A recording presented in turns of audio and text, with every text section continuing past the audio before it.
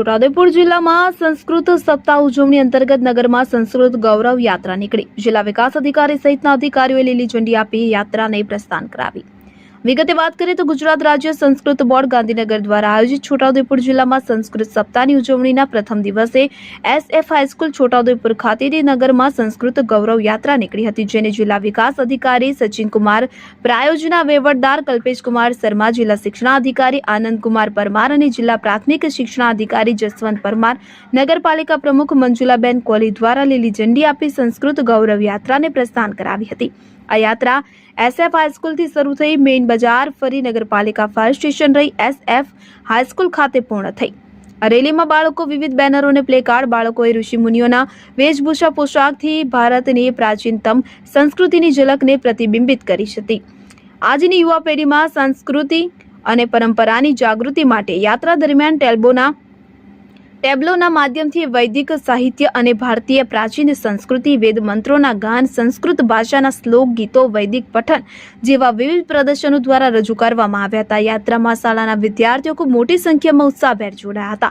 યાત્રામાં જિલ્લા શિક્ષણ અધિકારી આનંદકુમાર પરમાર દ્વારા સંસ્કૃત સપ્તાહ મહોત્સવની ત્રિદિવસીય ઉજવણી અંગે જણાવ્યું હતું કે ગુજરાત રાજ્ય સંસ્કૃત બોર્ડ દ્વારા વિદ્યાર્થીઓમાં સંસ્કૃત ભાષા પ્રત્યે જાગૃતિ કેળવાય માટે ત્રિદિવસીય સંસ્કૃત સપ્તાહ મહોત્સવનું આયોજન કરવામાં આવ્યું છે, જે અંતર્ગત પ્રથમ દિવસે સંસ્કૃત ગૌરવ યાત્રાનું આયોજન કરાયું હતું।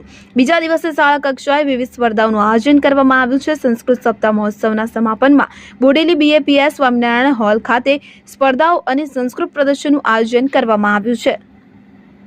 ગુજરાત સરકાર સંચાલિત સંસ્કૃત ભાષા બોર્ડ તરફથી સંસ્કૃતના પ્રચાર પ્રસાર અર્થે વિદ્યાર્થીઓમાં સંસ્કૃત ભાષા પ્રત્યે જાગૃતિ કેળવાય, સંસ્કૃત ભાષા છે લોકભોગ્ય બને એના માટે કરી અને સંસ્કૃતના પ્રચાર પ્રસાર માટે કરીને 3 દિવસનો સંસ્કૃત વિષયક કાર્યક્રમનું આયોજન કરવામાં આવેલું છે।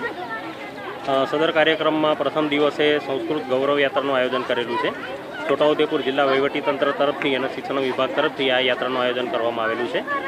આ યાત્રાની અંદર મોટી સંખ્યાની અંદર વિદ્યાર્થીઓ અને શિક્ષકોએ ભાગ લીધેલો છે।